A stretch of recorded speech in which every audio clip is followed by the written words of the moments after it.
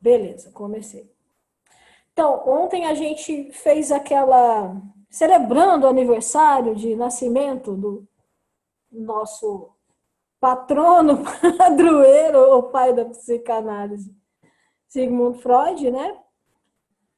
6 de maio, a gente vai. Ontem a gente fez foi um momento de conhecer a história, né? A figura histórica, o que há por trás do mito, né? O humano ali. E agora a gente vai começar a fazer um traçado da obra dele, né? A ideia é, como eu disse antes, ajudar o máximo possível vocês a conseguir ter um pouco mais se sentir mais familiarizado com toda a teoria freudiana, né? Uma vez que a gente teve contato com a pessoa do Freud, tá? Então, vamos lá, qualquer coisa, gente, pode interromper, pode falar, ó, se o som não estiver legal, ou se alguma coisa não ficou muito clara, vocês podem me interromper, tá bom? E a gente vai começar então. Determinismo psíquico. Eita, que trem é esse? Então, Freud ele falava que os nossos processos mentais eles sempre acontecem de maneira ordenada, assim, encadeada, vamos dizer. Nada, nem pensamento, sentimento, lembrança, ele não acredita que nada aconteça de forma isolada, nada vem do nada, nada é por acaso. Mesmo que a gente não parece que está surgindo um pensamento, um sentimento de forma espontânea, totalmente inédito ali, ele acredita que existem elos ocultos que fazem essa ligação de eventos mentais com coisa que já aconteceu antes. Então,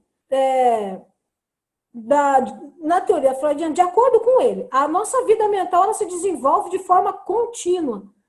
Mesmo que as pessoas não estejam conscientes daquilo, ela vai acontecendo, né?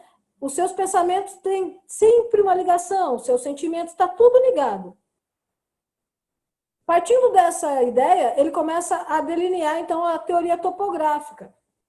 É aquela que a gente vê aquela representação do iceberg, da pontinha e tal. E aí ele vai falar sobre consciente, inconsciente e pré-consciente.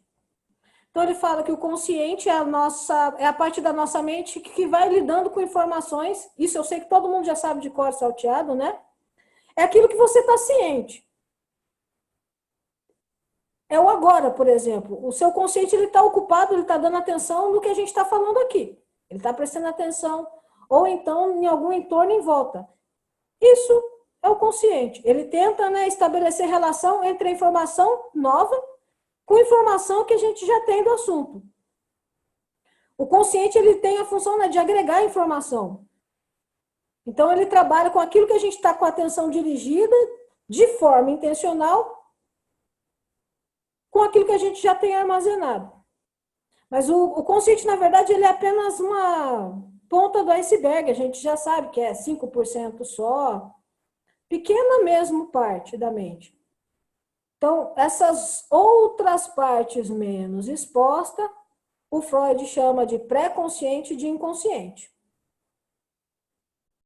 Então, o inconsciente, ele entende como a parte mais submersa do iceberg, onde ocorrem processos mentais que nunca foram conscientes ou que não podem ser acessados pelo consciente, a não ser em situações que ele acha e julga como excepcionais.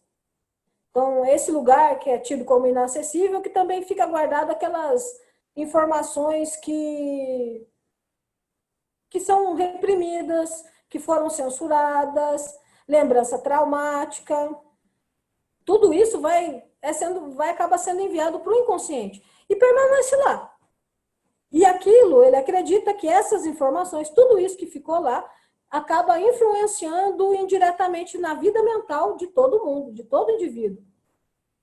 Mesmo que elas não sejam lembradas novamente, elas continuam influenciando. Então, apesar da pessoa não ter clareza sobre as coisas que estão no inconsciente, Então, sempre que um pensamento, sempre que um sentimento, alguma coisa vem à mente, parece que ele não tem relação com outros pensamentos ou sentimentos anteriores, mas, na verdade, ele está relacionado sim.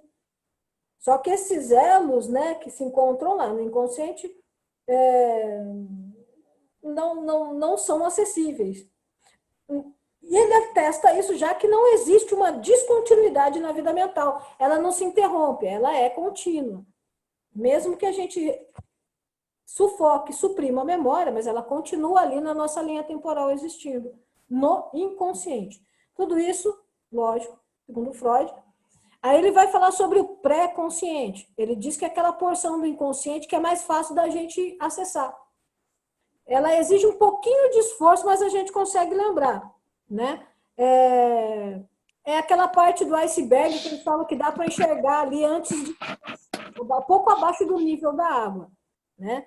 Então, o que é isso? É aquelas memórias que a gente tem que fazer um esforcinho, mas consegue lembrar o nome do cachorro do vizinho, o nome da professora que deu aula na quarta série, a matéria que você estudou, enfim, é esse tipo de memória.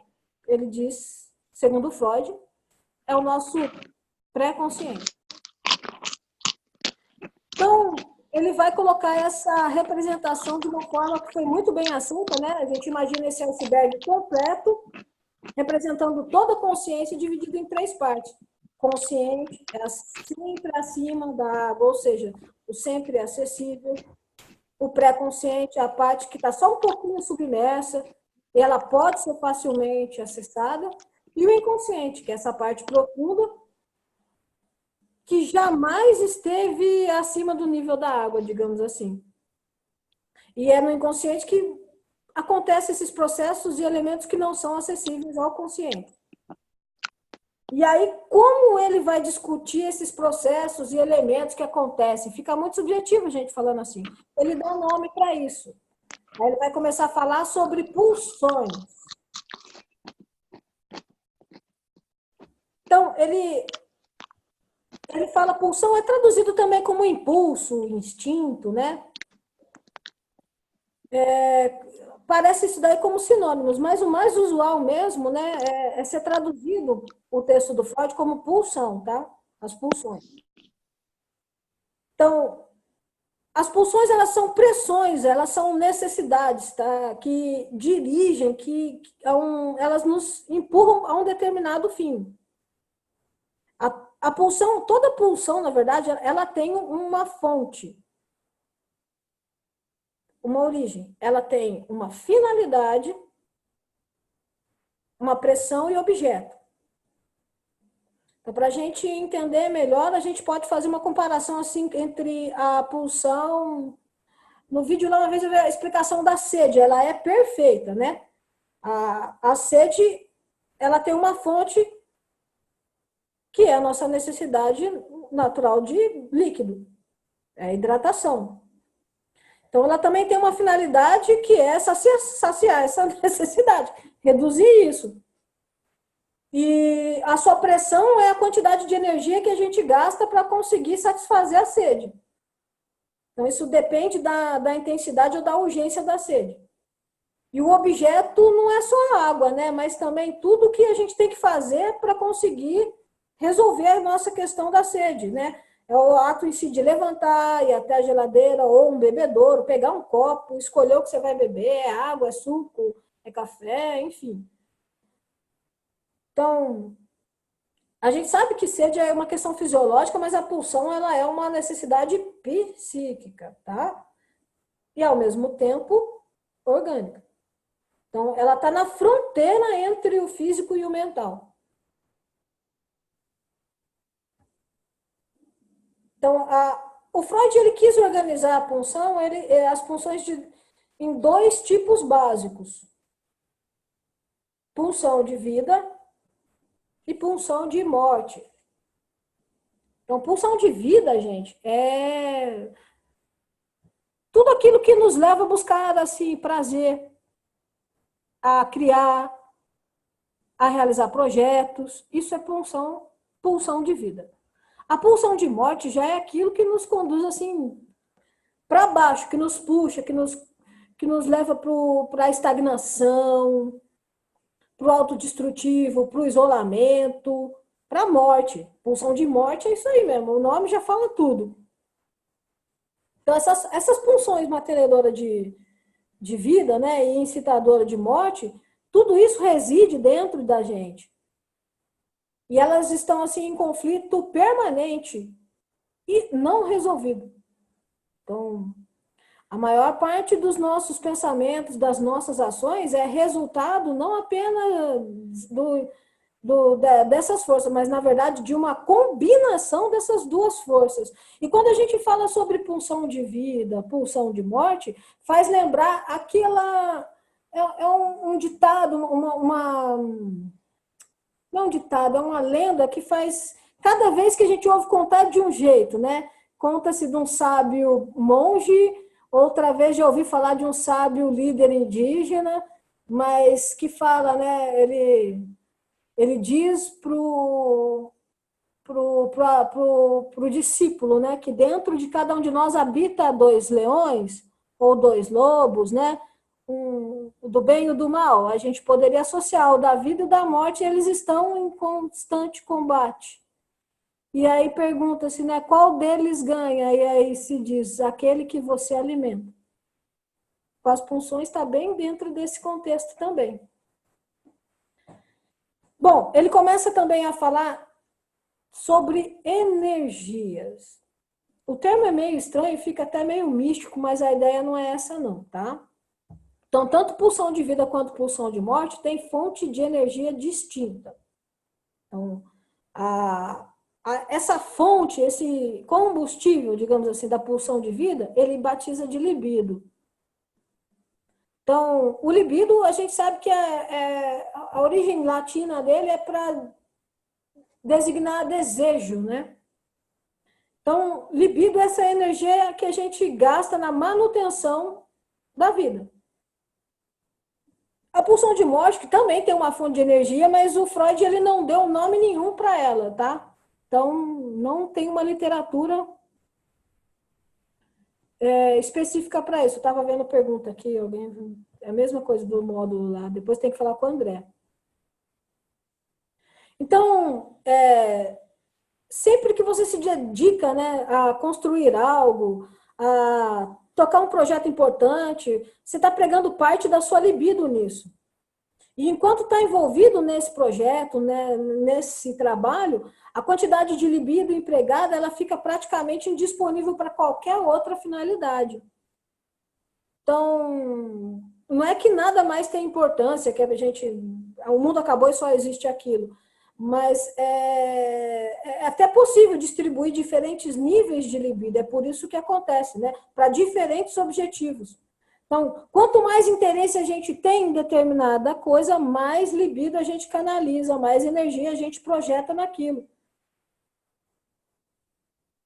E também acontece que, por exemplo, situação de luto, situação de perda, a pessoa que está envolta naquilo, normalmente ela perde o interesse em tudo mais que está acontecendo, focada naquilo. Quer dizer, toda a libido, toda a energia dela está canalizada em torno daquela situação.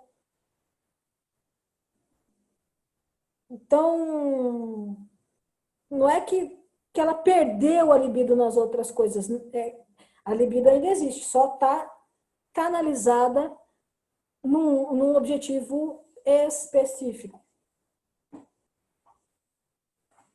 Vamos lá? Agora a gente começa a falar um pouco sobre a estrutura da personalidade segundo Freud. Então, já passamos, já entendemos como é que ele pensou, ele vislumbrou, desenhou a teoria topográfica, e aí ele vai falando das punções, energia, e agora ele começa a falar da estrutura da personalidade. Então, ele percebeu que os pacientes apresentavam, assim, muito conflito interno, Eles tinham muita dificuldade para lidar com esses conflitos, né? E uma forma era estabelecendo certos acordos psíquicos, que ele diz, né? Chama de acordo psíquico, para tentar aliviar essa ansiedade que gerava nesses conflitos internos. Era uma tentativa para manter algum nível de conforto mental. Então, para o Freud, a nossa mente tem como principal objetivo preservar, né, ou recuperar esse nível de equilíbrio interno que permite que se minimize o desprazer e se maximize o prazer. Tudo aquilo que gera um desconforto mental, ela vai tentar negociar ali, fazer alguma coisa para equilibrar. Essa tarefa é levada a cabo pelo que ele chama de relacionamento dinâmico entre três componentes básicos da psique, que é aí o id, o ego e o superego. Então ele fala que o id é a nossa estrutura original da personalidade. Então por isso que o id é caótico, ele é bagunçado, não tem forma, de conteúdo assim bastante inconsciente. Então, por conta dessa natureza caótica no id, convive ali, dentro ali, está habitando coisas extremamente opostas, que a gente diria contraditórias, né? Tudo juntinho, tudo junto e misturado. Mesmo assim, um não anula o outro, pois a lógica, ela não pertence ao id, ela não se aplica ali no id. Então, mas é que o id também é fonte de todas as energias das pulsões, tá? Tanto pulsão de vida quanto pulsão de morte se alimenta de energia que é gerada pelo id. O id que vem a nossa libido, olha que interessante. Então, tanto as energias quanto as próprias pulsões fazem parte do id. Ele tem o quê? A intenção de buscar liberação constante de toda energia, de toda tensão, de toda excitação. Então, o id ele é aquela criança totalmente mimada, não reconhece limite nenhum para a realidade e o objetivo dele é buscar a autossatisfação. E isso da forma mais irracional, mais egoísta, sem nenhum tipo de inibição a todo momento. E ele também não tolera frustração. Então, a questão da lógica, valor, ética, isso para o id, gente, e nada é a mesma coisa. Não tem significado nenhum. Aí ele descreve o ego. O ego é uma estrutura da personalidade que ele se desenvolve a partir do id, mas na medida em que o bebê vai tomando consciência da sua própria identidade, vamos dizer assim. A função do ego é de procurar atender e de, se no mesmo tempo, coitado, dar uma freada, uma acalmada às exigências do id. A ideia dele é tentar preservar a saúde, a segurança, manter a sanidade da psique. Então, o id ele é incapaz de lidar com a realidade externa. Então, o ego ele já é o cara do lógico e do racional. Ele cumpre essa função. Então, ele tem que fazer o quê? Administrar o meio de campo entre o id e o mundo interno e externo. A energia que é utilizada pelo ego também é extraída do id, tá? Então, segundo Freud, ele se força no prazer e tenta evitar o desprazer. Só que ele faz isso considerando todas as limitações, as oportunidades que são postas pela realidade externa, mesmo assim tentando controlar as exigências do id. Então, ele avalia como, quando e se elas devem ser satisfeitas. Ou seja, o id funciona segundo o princípio do prazer, o ego funciona segundo o princípio da realidade, tá? Então, o ego, ele consegue fazer o quê? Separar o desejo da fantasia. Aí chega o superego. O superego ele já é uma estrutura que surge a partir do ego. Ego é a partir do id, superego a partir do ego. E tem a função de atuar como um juiz das ações e dos pensamentos do ego. É no superego que reside assim, código de conduta, aprendizado no convívio social, inibições, ideais. Então, o superego ele age no sentido de proibir, limitar, de controlar os sentimentos e as atitudes, tá? Então, a capacidade de autoobservação, ela é uma característica do superego. E ele age independente das pressões do id por satisfação e das pressões do ego, que do seu modo também está envolvido nessa busca por prazer. O superego, por exemplo, o superego de uma criança, no ponto de vista do Freud, ele se desenvolve com o modelo do superego dos pais. Ou da pessoa que seja sua referência de autoridade, né? Quem criou, por exemplo, uma avó. Então, todo o conteúdo que ele abriga é derivado do julgamento, do valor, de tradição, que é defendido durante a criação dela. É aquela coisa que vem passada de geração em geração, sabe? Então, o superego ele contém ideias nobres, ele gera sentimento assim de orgulho, amor próprio, aquela satisfação por conta de bom comportamento. Só que ele também gera sentimento de culpa, de inferioridade. O superego ele pode atuar de maneira bem primitiva, bem severa, bem flexível, verdadeiro tirano, né? Ele com base em julgamento assim de tudo muito preto no branco, tudo ou nada, perfeccionista, mas a pessoa pode se sentir culpada assim até mesmo por pensamentos, mesmo que eles não tenham provocado nenhuma ação. Essa coisa de se sentir mal só por ter pensado, superego em ação. Só que ele também pode se desenvolver no sentido da compreensão, da flexibilidade. Ele aprende a perdoar a si mesmo, aos outros. Então, quando ele percebe que uma agressão, por exemplo, foi fruto de um mal-entendido ou de uma situação de extrema tensão, se ele foi desenvolvido assim, ele consegue enxergar, avaliar, perdoar. Então, assim, resumindo, a gente pode comparar os três componentes básicos da psique. A figura mais comum, até Freud usa isso, é a do homem montado no cavalo, né? Então, o cavalo é o id, né? Impulsivo, cheio de energia. É aquela coisa também da força, da volúpia. O cavalo transmite tudo isso, né? É muito legal. E já o ego, ele é o cavaleiro, né? Que tem a função de proteger e intermediar a relação do cavalo. Já o superego, ele é a rédea, ou seja, a função dele realmente é frear. Se ele estiver funcionando, nem cavalo, nem cavaleiro vai para lugar nenhum. Apesar dessa comparação, o Freud também considera que muitas vezes o id consegue sobrepujar o ego e levá-lo aonde bem quiser. É como se ele conseguisse roer as rédeas do superego, né? Então, assim, Freud percebe o ego como uma estrutura fraca. Ele é um coitado ali na mão do id e também sob a tutela do superego. Ele continua o trabalho dele e ele começa a falar sobre a relação dinâmica, né?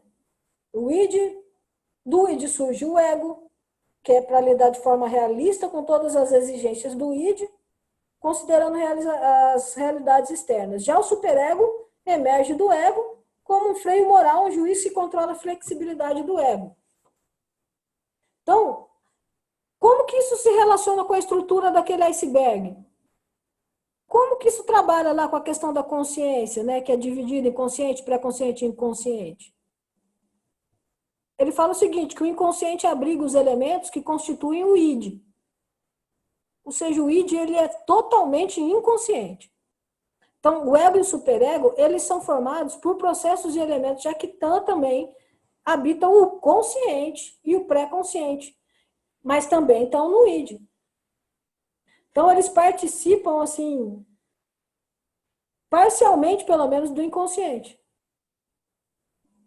Então, o propósito da psicanálise, segundo Freud, É fortalecer o ego para que ele se torne mais independente do superego e também mais senhor de si, com capacidade de percepção mais ampliada, melhorada, para lidar melhor com as exigências que recaem sobre ele. Então, por aí começa a delinear o que ele julga ser o propósito da psicanálise. Tendo identificado, né, toda essa estrutura, ele começa a falar sobre ansiedade. Então, existe uma tensão entre as funções que o id deseja realizar e as limitações que são impostas pela realidade externa. Então, o mundo não existe para atender ao capricho do nosso id, infelizmente. Mas então. Por conta disso, precisa, sabe, essa excessiva demanda para se ter satisfação, e essa satisfação sendo adiada por um longo tempo, precisando até mesmo ser frustrada, né? Isso gera um processo bastante complexo. E outras vezes as funções do id, que pode ser canalizada para objetos diferentes do objeto original. A gente até já tinha falado uma vez em aula, o André já falou sobre até mecanismos de defesa, um deles está relacionado a isso, que é desejo de agressão pode ser canalizado para o boxe, para um tipo de luta corporal, né, no qual a agressividade possa ser expressada dentro de regra que seja aceitável. Isso é pulsão do id, né? E isso é possível porque as pulsões apresentam características mutáveis, flexíveis e fluídas. Isso é legal da gente saber. E elas podem ser gratificadas de forma alternativa, dá para negociar. Contudo, para uma pulsão ser inibida, é necessário um gasto de energia assim, muito grande. Então, resulta ali numa espécie de cansaço, um aborrecimento, um estado emocional muito doloroso. E aí que a gente chama isso de ansiedade. Todo esse esforço para conseguir inibir, para conseguir tratar, lidar com as pulsões. Então, na ansiedade, existe uma sensação de perigo iminente. É uma ansiedade diferente do medo, tá? Isso é fácil de entender. A gente. Você está passando e vendo um animal selvagem numa distância segura ou numa jaula, você pode até sentir medo de ser atacado. Isso é medo. Já na ansiedade, você não se recusa sequer a sair de casa com medo de que do nada apareça um animal selvagem que vai te atacar, vai vir um leão da montanha, sei lá. Então, na verdade, é entender que o medo é um mecanismo de sobrevivência e já a ansiedade, ela te paralisa. Aquilo que te paralisa, que te impede de agir, não é medo, é ansiedade. Para o Freud, a ansiedade pode ser resultado de libido contida. Ou seja, ele acredita que são as pulsões não realizadas. Então, pode ser resultado assim, de experiências traumáticas. Uma criança que é punida na infância de forma severa, né, fez alguma arte. Então, quando chega numa idade adulta, ela começa a experimentar ansiedade ao se sentir inclinada a realizar um ato semelhante ou algo que remeta, né, mesmo que a pessoa não se lembre de que foi punida, de que levou um castigo, foi castigado ou passou por alguma coisa desse sentido. Então, a ansiedade, na visão do Freud, ela é resultado do conflito entre inclinações do id e ameaça de punição do superego. De forma bem resumida, o id sente assim, o desejo por algo, o superego reprova e, em consequência, se instala no ego essa sensação ruim de medo, como se a punição estivesse prestes a acontecer. A ansiedade é essa sensação que o ego tem de que ele vai ser punido a qualquer momento. Então, para se livrar desse sentimento, o ego cria umas coisinhas que a gente conhece como mecanismos de defesa. Gi, posso fazer uma pergunta? Fala. Deixa eu ver se eu entendi. Na verdade, então, o ego, ele seria a parte mais racional ou mais consciente do ser humano, é isso? É a parte mais lógica. Tá. Não, eu só queria, porque eu sou nova aqui, então eu tenho termos que para mim ainda é muito. Eu só queria ver se eu entendi. Então tá certo. Então é isso mesmo, né? Tipo, o superego e o id, eles estão mais no inconsciente da pessoa. Uhum. Não, é isso, né? O id totalmente no inconsciente, ego o ego e o superego transitando nos três. Entendi. Tá bom, obrigada. Tranquilo. E o legal é que a gente agora começa a entender por que existe mecanismo de defesa e o que é a ansiedade, né? É esse conflito, essa briga de superego e o ego ali sendo a panelinha de pressão aguentando tudo. Então, o que acontece gera ansiedade, que é esse processo doloroso de lidar com essa sensação. Eu quero, não posso, meu Deus, vou ser punido, e agora que faço? Estou ferrado. Aí, para ele poder lidar com isso, ele vai criar o que a gente chama, ou melhor, Freud, né, colocou como mecanismos de defesa. Dá para entender, para visualizar melhor a estrutura assim, gente? Para mim tá claro. Tá ficando lógico? A ideia é deixar o mais claro para vocês como que funciona o processo. Para mim tá ótimo. Você devia publicar isso em algum lugar que ensina muita gente a entender isso direito. Legal, vamos continuar então? Beleza. Bora. Então, os mecanismos de defesa, então, são o quê? Estratégias que o ego coloca em ação para evitar entrar em contato com toda essa treta, com esses aspectos da personalidade que é sufocado, reprovado, combatido pelo superego e que acaba gerando ansiedade. Quando na realidade externa é o que nos amedronta, né? Alguns desses mecanismos aí, enfim, vocês vão ver como é muito comum. Então, a hora que ele aciona, ele vê que o superego entrou em ação contra o id, gerou todo esse mal-estar, ele começa a usar dessas estratégias. Aí, os mecanismos de defesa, gente, esse tempo atrás foi até colocado uma lista lá no grupo, vocês viram? Com bastante, são vários. Eu listei alguns, assim, que são os mais, vamos dizer assim, mais comuns, né? E aí a gente... Mas tem mais, tá? Projeção. A projeção ela é um dos mecanismos assim, mais comuns, tá? Ela ocorre quando a pessoa aponta nos outros as inclinações que existem nela. Então, é o que o superego considera reprovável, ela começa a apontar nos outros. Então, uma pessoa que é invejosa, ela pode acreditar que foi mal atendida numa loja porque a atendente tinha inveja dela.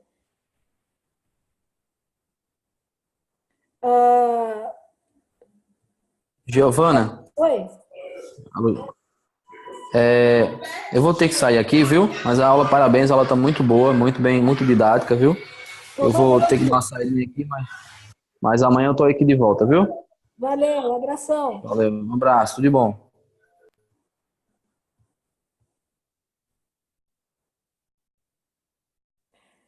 Então vamos lá, projeção, voltando nela. Olha, preconceito, racismo, homofobia, segundo a teoria freudiana, estão baseados no mecanismo da projeção, viu? Então, um grupo de pessoas projeta em outro grupo seus próprios impulsos e características ditas como inaceitáveis, tá? Então, pela projeção, aquelas inclinações internas inaceitáveis são projetadas para fora e vistas como externa. Quer saber, para definir projeção, a frase perfeita, depois a gente nunca mais esquece? É o clássico, quando Pedro me fala de Paulo, sei mais de Pedro do que de Paulo.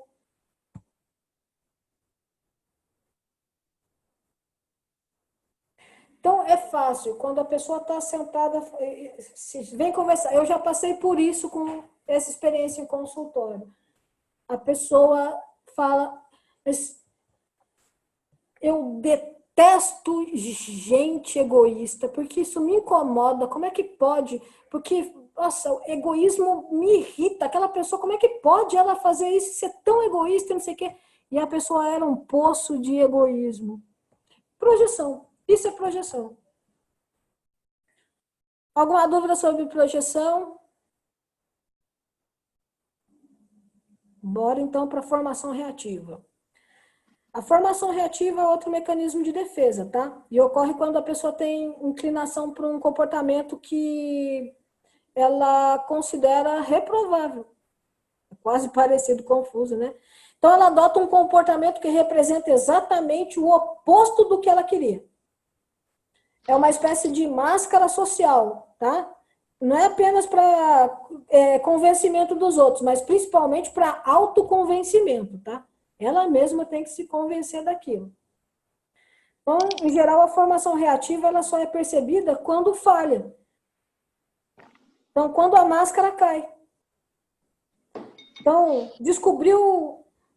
Quando vê aquela pessoa que é extremamente moralista, de andar de reio na mão, e aí você descobre que ela abusa de pessoas indefesas.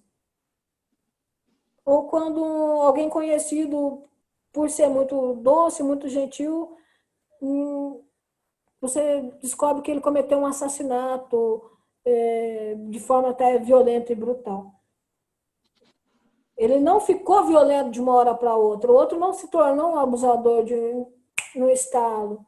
Ele usava de um mecanismo de defesa, né, que era a forma reativa. Ele construiu aquela máscara, só que ele, naquele momento ele não conseguiu sustentar aquela máscara, caiu e deu no que deu.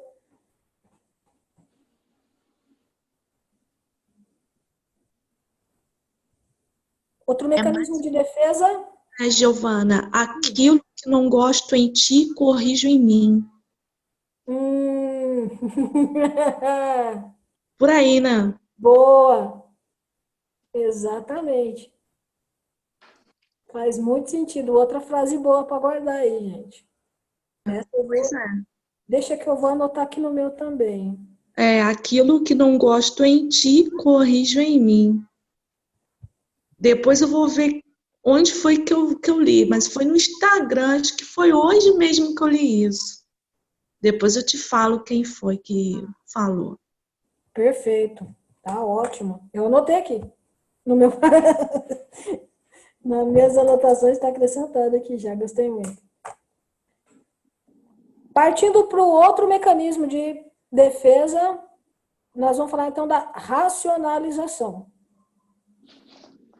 Então, na racionalização, uma ação que é inaceitável, ela é cometida e reconhecida, mas a intenção que tem por trás dessa ação, não.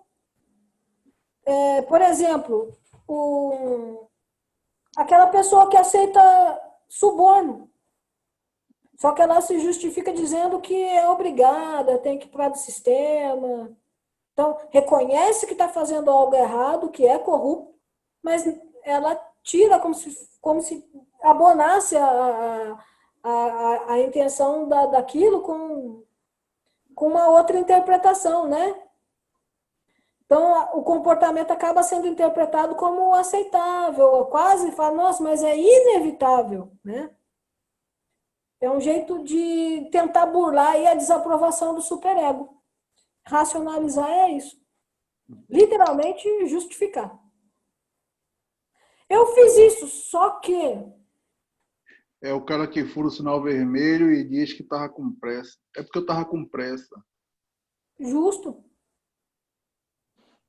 Eu furei a fila aqui, mas é porque eu deixei minha esposa esperando ali no carro, ela tá grávida e vai nascer. É óbvio, se está grávida, vai nascer um dia vai, né? Então, mais ou menos assim. Funciona desse jeito. É uma justificativa. Isso é uma maneira de tentar burlar o superego.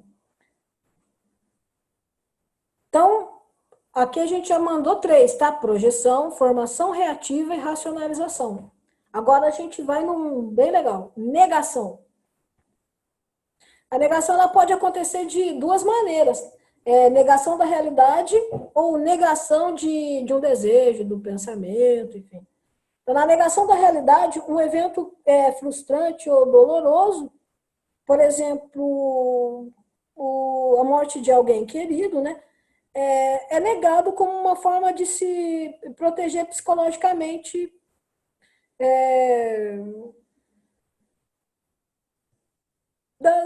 evitar o inevitável, digamos assim. A gente vê muito isso em criança, né? Que às vezes a criança perdeu o bichinho de estimação, mas ainda continua colocando ali a água, a ração, as coisinhas do negação, né? Não aceita que perdeu, que partiu o bichinho.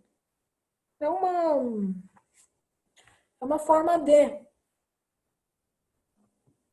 Agora, na negação de pensamento, na negação de desejo, a pessoa se recusa a admitir o que sente. Ela pode. É aquele tipo de pessoa que fala assim: eu não estou com raiva! Impossível, né? Não tem como, né? Ela tá lá furiosa, saindo fogo para as ventas, como diria minha mãe, e tá negando. Não tô, eu tô super calmo, eu tô muito calmo, eu tô tranquilo. Ah, nada, né? Mesmo que a fúria seja assim, inegável e evidente, né? Então, ela nega, por exemplo, que está desejando um objeto que não pode ter, aquela coisa da raposa, né? Tem aquela parábola de uma raposa que olha para uma parreira, não consegue pegar as uvas e fala: eu nem queria mesmo, tá azedo.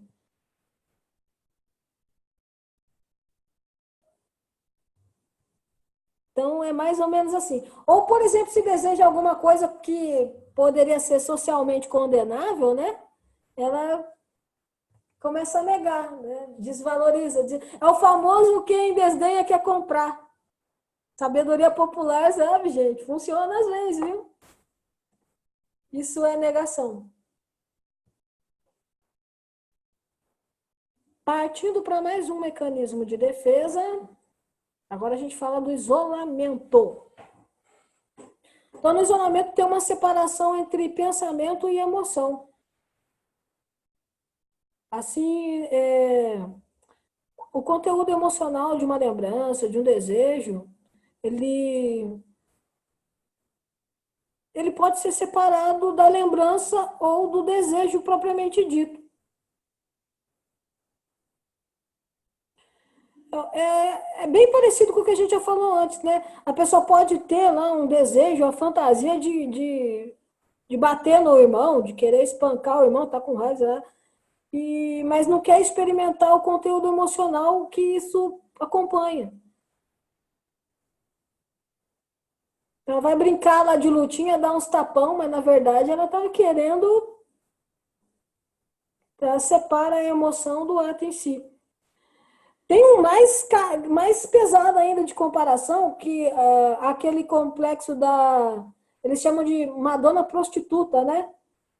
Que é aquele tipo, é um comportamento, não vou, é estranho falar isso, mas predominantemente masculino, né?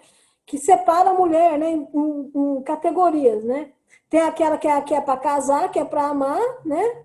Mas você vai tratar ela quase como um objeto de altar, de adoração, e aquela que você vai fazer sexo à vontade, vai experimentar todas as suas fantasias, vai curtir. Então, por isso que fala da Madonna prostituta, né? Tem a que é para casar e tem a que é para transar. Entendeu? Isso é isolamento. Então, segundo Freud, esses homens até sofrem do que ele chama de impotência psíquica, que é incapaz de manter essa excitação sexual em relação quando uma relação tem compromisso afetivo.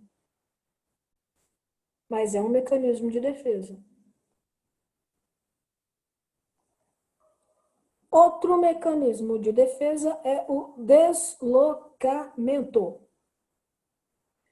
Deslocamento é quando redireciona o impulso agressivo para um objeto que não seja ameaçador. Como assim? O cara leva uma bronca do chefe e aí chega em casa e redireciona a agressividade gritando pro cachorro. Tem uma representação, acho que eu vi, tipo como se fosse um slide, me mostra, mais ou menos isso. O chefe grita com o funcionário que chega em casa, grita com a mulher, que grita com o filho, que grita com o cachorro, que grita com o gato, que grita com o rato, que vai gritar com a barata, e a barata tá lascada. Então, é meio que um efeito borboleta, um efeito cascata isso. Mas é um mecanismo de defesa chamado deslocamento.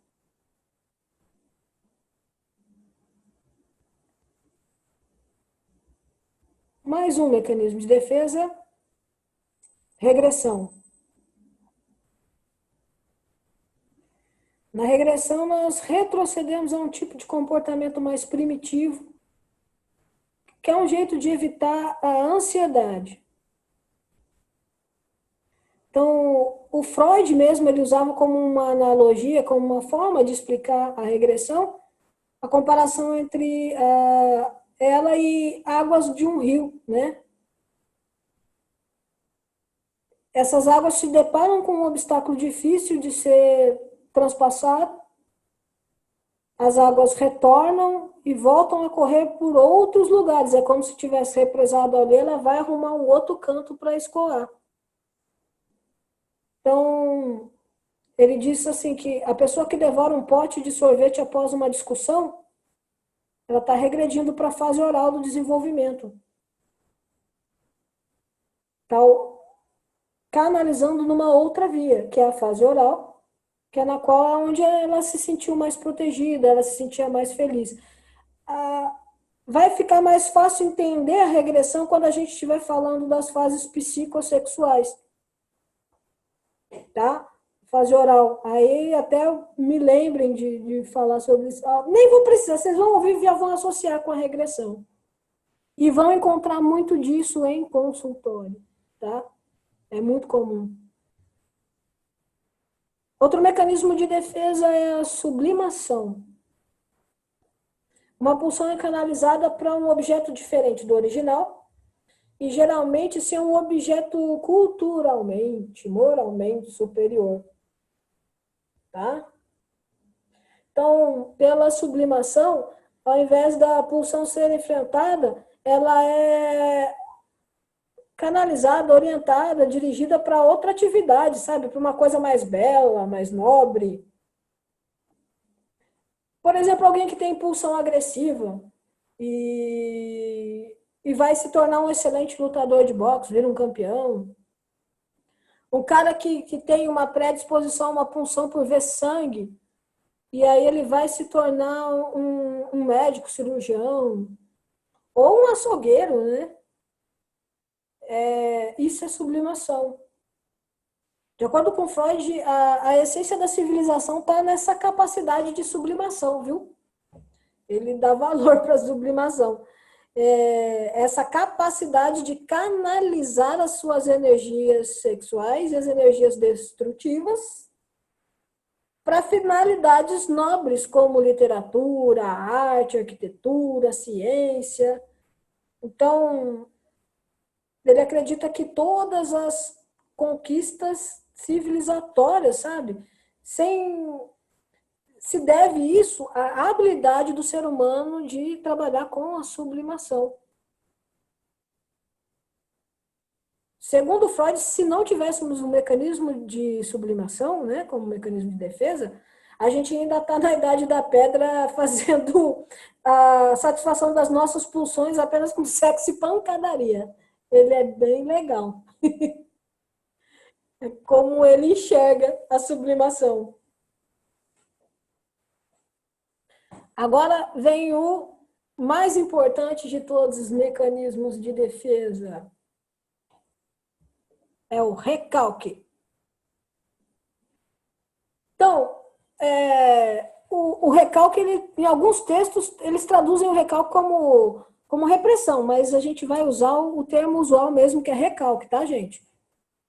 E ele foi o mais estudado por Freud. No recalque, o pensamento, o sentimento, o desejo do inaceitável, ele é simplesmente descartado para o inconsciente. Parece simples. Só que todo esse processo, tá? Ele gasta, assim, gente, uma energia permanente para manter aquilo ali bem cimentadinho, bem longe da consciência, na verdade. Então, todas as coisas que ficam recalcadas no inconsciente, elas não aparecem o tempo todo não aparece, não vai atormentando a consciência. Porque existe uma instância psíquica, vamos dizer assim. É uma instância que censura os traços de memória que trouxeram sofrimentos anteriores para que eles não possam ficar o tempo inteiro assim, convivendo com a gente na nossa vida desperta. Então, a gente pode pensar que o uso que a gente faz no cotidiano do termo recalcado, ele é severamente contrário ao que corresponde na psicanálise, né? A forma como a gente usa o termo recalque hoje não tem absolutamente nada a ver com o que a psicanálise quer dizer de recalque. Então, porque alguém que é bem recalcado, olha só que legal, se alguém me chamar de recalcado, eu sei que eu tenho que considerar esse elogio, tá? Alguém que é bem recalcado não tem angústia. Não traz aqueles traços, né, de memória que trouxeram sofrimento, né? Passou ali, criou essa instância que tem capacidade de nos proteger do sofrimento, que é o recalque. Então, ter essa habilidade de não trazer essa memória da angústia é um bom trabalho do recalque. Hoje, é como se fosse um mecanismo de defesa de um mecanismo de defesa? Eu não tinha pensado por esse lado, não. Mas legal, mecanismo de defesa do mecanismo de defesa. Faz sentido. Não é? Interessante. Não, porque de todos os mecanismos de defesa, o que melhor funciona, né? O melhor, assim, o melhor para nós seria o recalque, né?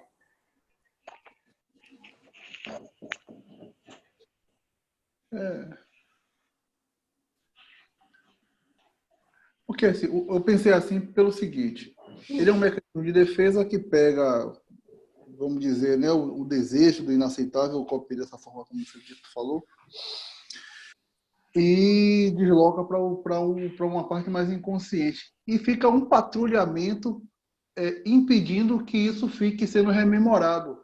O Freud chama de instâncias, né? Ele cria ali como se fosse constrói um murinho, cimenta ali, bota uma cerquinha no negócio. Por isso que eu digo como um mecanismo de defesa do mecanismo de defesa. É o mais eficiente, né? Ele tem ele tem um submecanismo que não permite que a coisa volte, né? Eu até entendo. Mas é que realmente ele é um dos, né? E é considerado o mais importante e deveria ser o mais trabalhado e desenvolvido justamente por isso, por essa capacidade Complexo. de ter, Ele é complexo mesmo. de manter o que nos causa a dor, a ansiedade, aquilo que nos causa inconveniente, devidamente sepultado lá no mais profundo do fundo do inconsciente. Essa mais ou menos é a ideia dele. Bom, nesse caso, a função dele é literalmente essa, de proteger do sofrimento que a gente já viveu, é não ficar deixando trazer essa memória da angústia toda hora. Ele literalmente... Alguém está ouvindo a musiquinha. Fazer esse tampão. Então, o interessante que também Freud fala é que o inconsciente, ele fica o tempo inteiro tentando trazer aquelas ideias recalcadas para a consciência, tá, gente? O inconsciente trabalha contra o recalque, tá? Ele não é tão legalzinho assim, não. Então, ele está lá tentando trazer aquilo à tona. O nosso recalque, essa instância psíquica, né? Infelizmente, não é perfeito. Ele sempre é um pouco falho, tá? Então, segundo Freud, nós sofremos de angústia. Quando nós sofremos de angústias, nós sofremos porque não somos bem recalcados. Então, quando a gente está com angústia, a falha do recalque.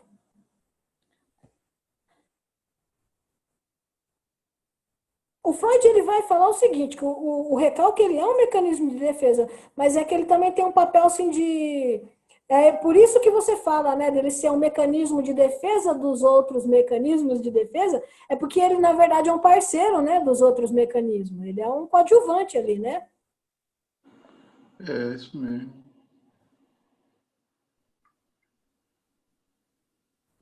O Freud ele fala assim que seja sem uma dose de recalque, né? Os outros mecanismos eles não conseguem trabalhar de maneira eficiente. Eles não trabalham direito. Então, a gente está fazendo o tempo inteiro o uso de uma mescla desses mecanismos de defesa, né?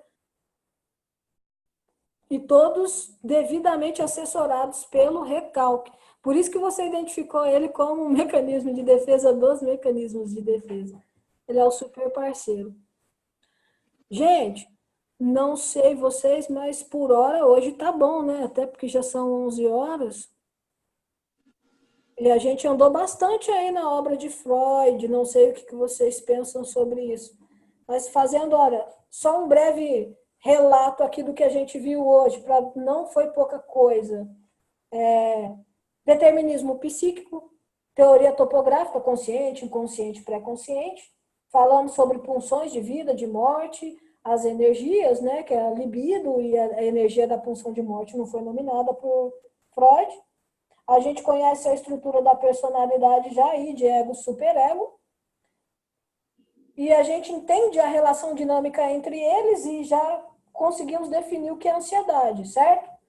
E entramos nos mecanismos de defesa e falamos do essencial dos mecanismos de defesa, né, o que é mais comum, até o super mecanismo, o parceiro dos parceiros, que é o recalque. Por hoje tá bom, tá não? Você que manda. Porque eu tô vendo pelo horário, o povo acorda cedo amanhã, vamos descansar. Tá na hora, segunda agora, saindo do Freud, entrando naquilo que o André curte, que é agora a luz da neurociência, a gente sabe que na nossa mente subliminar o conhecimento é processado no sono, né? Pois é. Sedimentado ali, bora dormir. Vamos dormir para gravar. Hã? Vamos dormir para gravar. E aí a gente continua amanhã, se vocês quiserem. Então tá, gente. Boa Então noite tá. a todos. Boa noite, então, para todos. Foi ótimo.